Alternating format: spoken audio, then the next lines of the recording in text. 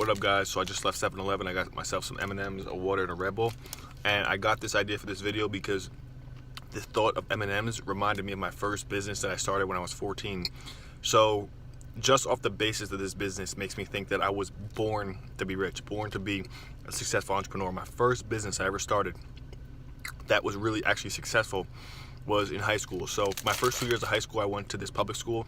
I went through the, city public school system in my area from, 5th grade to 10th grade. And from, K through 5th grade, I went to a Catholic school.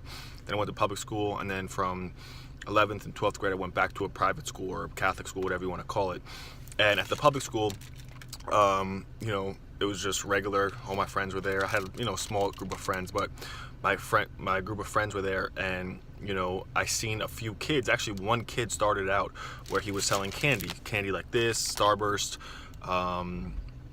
different assortment of candy. Basically, you go to Walmart, you go to Sam's Club or BJ's, these big wholesale stores, and you buy a 30-pack. They come in single packs, candy like this, and you buy them for $5 to $8, and you off them for $30. Now, I was making some good money, and there were really only like maybe me, this kid Anthony, actually two kids named Anthony were doing it, and I think that's it. It was very low key, and you might think, well, if you know you can make money, why isn't everybody doing it? Well, the school was actually handing out 5 to 10 day suspensions if you got caught selling candy. Automatic, if you got caught selling candy, automatic 5 to 10 day suspensions, because if I can remember, I don't think there were any vending machines in the public school. When I actually transferred to a private school the last 2 years of high school, they had vending machines. They had like a private cook. We ate like kings and queens at this private school. Obviously, you had to pay to go there. It wasn't, ran by the city or the state or anything. This was a private school. You had to pay to go there.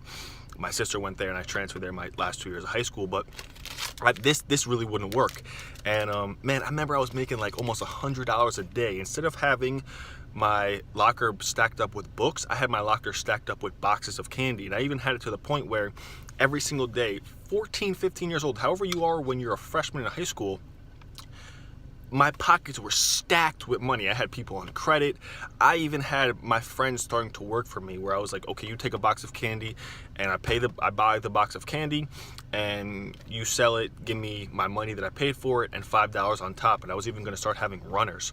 But man, I was literally making like between $50 and $100 a day as a 14-year-old with, all cash in my pockets, and everybody knew that I had candy. And candy as a kid in class when you can't stand school, this is like the best thing since sliced bread. So this is what I thought about when I used to sell M&Ms. I used to sell M&Ms, and stuff like Skittles and Starburst, because I remember that M&Ms, they would actually start to melt. But like I said, I used to have some books in my backpack for a decoy, and then you should just be filled up with packs and pieces and different types of candy, because everybody would buy them. You would sell them in the school, sell them in the hallway, and I was getting paid, man, but it was a little bit risky because the school, the principal, the administration of the school was cracking down. Like, listen, if you get caught selling candy, you're going to be in big trouble. Obviously, I don't really know why they were so mad, but I guess it's because, it's going to be causing people to sell other things, or they're going to be distracting class, or they're going to take revenue away from the school. The school should have just put their own vending machines. I can't remember if there were vending machines, but it just makes me think that 14 years old, other kids were, obviously doing what they were supposed to be doing, going to class and stuff, and I was just hustling, man. Like, I always knew that I had that entrepreneur spirit in me. I was always a hustler. I was always trying to sell something.